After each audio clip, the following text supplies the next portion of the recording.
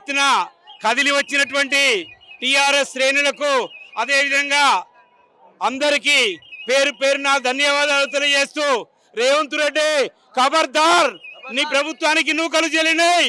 కేసీఆర్ లాంటి మొక్కని ఈ రాష్ట్రంలో నువ్వు మలవనీయన్నావు. కేసీఆర్ పెద్ద వృక్షం, కేసీఆర్ మహావృక్షం. కేసీఆర్ యొక్క చెట్టు వేళ్ళు పునాదులు కిలోమీటర్ లోతు పోయినాయి. కేసీఆర్ అనే మహావృక్షం మీద రేవంత్ రెడ్డి అనే పిట్ట వారితే గంత కూడా సరిపోదు. ఖబర్దార్ రేవంత్ రెడ్డి, గుర్తుంచుకో, ఇవాళ లగచర్లో జరిగింది, రేపు ఈ రాష్ట్రంలో ఎక్కడ జరిగినా తప్పకుండా ఈ జనం నీకు బుద్ధి చెప్పడానికి ముందుగా ఉన్నారు.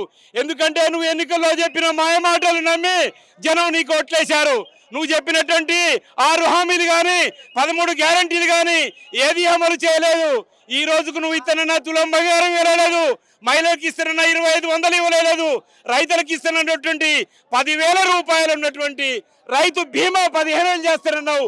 ఆ 10,000 కూడా గతి లేదు. నీకు ప్రజలు త్వరలే నిన్ను ఇంటికి పంపించబోతా ఉన్నారు. మొన్న మహారాష్ట్ర ప్రజలు నీకు బుద్ధి చెప్పారు. అదేవిధంగా తెలంగాణలో కూడా కొద్ది రోజులు నీకు బుద్ధి చెప్పబోతా ఉన్నారు. నువ్వు ఇచ్చిన హామీలు కనుక అమలుపరచకపోతే రానున్న రోజుల్లో ప్రజలు నీ మీద తిరగబడతారు. ఇప్పటికే ప్రజల్లో వ్యతిరేకత వచ్చింది, రైతాంగంలో వ్యతిరేకత వచ్చింది, మహిళల్లో వ్యతిరేకత వచ్చింది, నిరుద్యోగుల్లో వ్యతిరేకత వచ్చింది. నువ్వు ఇస్తానన్న హామీలు ఒక్కటి కూడా అమలు చేయలేదు. అమలు కనుక చేయకపోతే రాష్ట్రంలో కాంగ్రెస్ పార్టీకి నీకు పుట్టగతులుండవు. రానున్న రోజుల్లో మీరు తప్పకుండా ఇంటికి పోవాల్సిందే. ఎందుకంటే నువ్వు ఒక సంక్షేమ పథకం కూడా అమలుపరచలేదు, నీ వల్ల ఏమీ కాలేదు. అందుకోసం ప్రజలు తప్పకుండా కాంగ్రెస్ పార్టీని ఇంటికి పంపిస్తారు. కేసీఆర్ కు బ్రహ్మరథం పడతారు.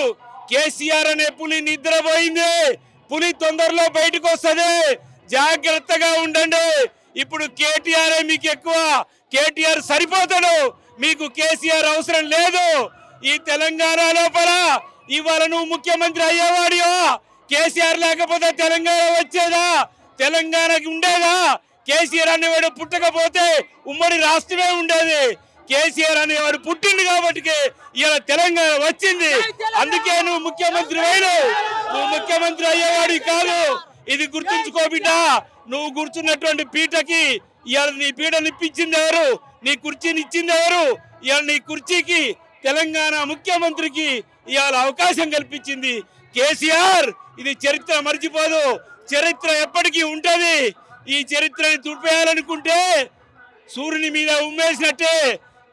రేవంత్ రెడ్డి ఖబర్దార్, ఎందుకంటే అరెస్టులను సాగించి ప్రజాశక్తిని అడ్డలేరు. నువ్వు గనక అరెస్టు చేయదలుచుకుంటే బంతికి గోడకి విసిరేస్తే ఎట్లా వెనక్కి వస్తుందో అట్లా గులాబీ దళం ఇవ్వాలా.